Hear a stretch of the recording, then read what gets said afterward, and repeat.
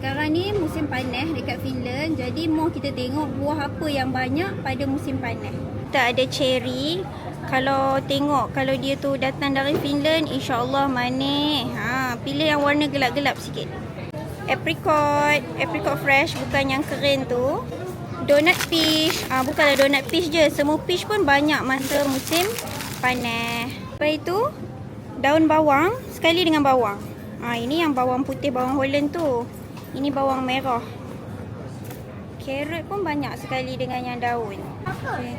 Okey, ini bukan buah lah. Ini kacang peas. Ini makan mentah pun sedap. Jadi ulam dia manis je. Nak masak pun boleh. Dan yang paling popular adalah strawberry.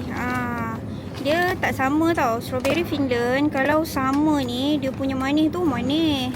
Sebabnya dia tanam sekali dengan pokok lavender.